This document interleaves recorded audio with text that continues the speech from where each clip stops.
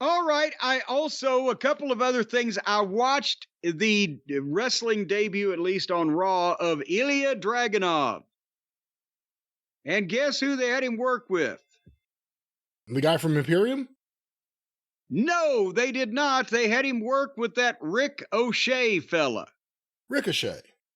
And here's the thing that I've realized is that it takes two to tango.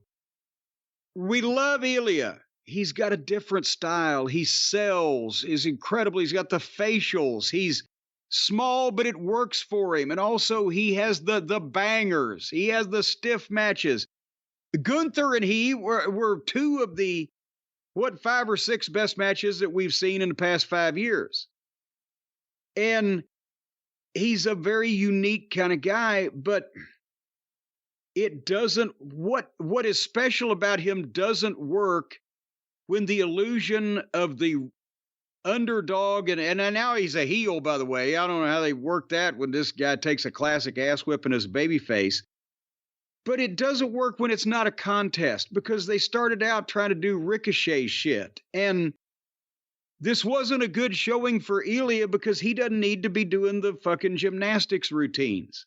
It pops his balloon. It destroys his aura. I'll give you can buy that this guy is either trying the best he can to kick the shit out of somebody, or he's getting the shit kicked out of him, or he's mentally into the thing because of his facials and his emotion.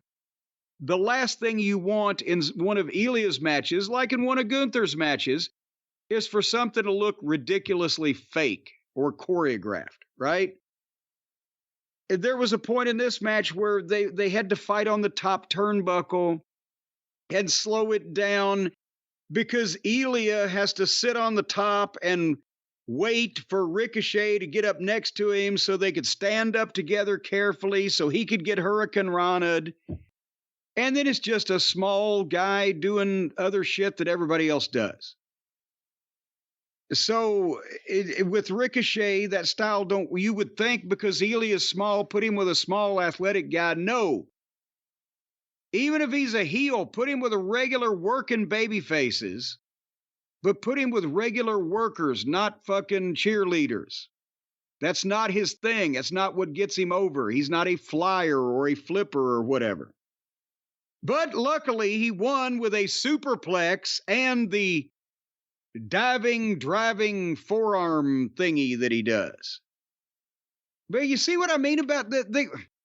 They've got a guy that looks like he's one of the lighter weight guys in the UFC. He's going to fight to the fucking end, and they're putting him in goddamn the floor exercise. It doesn't work. That's not his thing.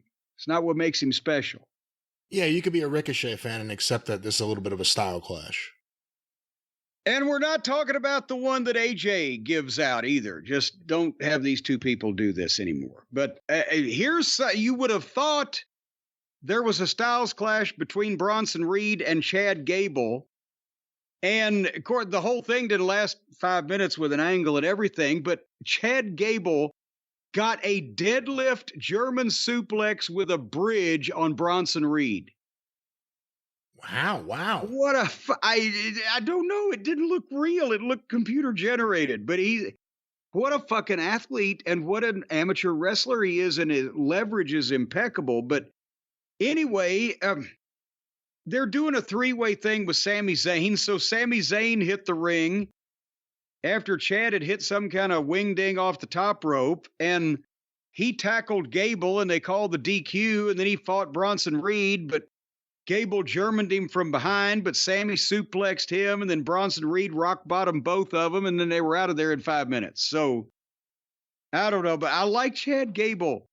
If we can get more of him and less of his associates, and the model girl especially. There's too much stuff with the Intercontinental and the U.S. title that devolves into a 3-way feud over and over and over again. Yeah. And it's happening here again. I'd like to see Chad Gable get a run with someone, not, you're going to do this, and now we'll throw Bronson Reed into the mix. No, just stick with one thing. Lazy booking.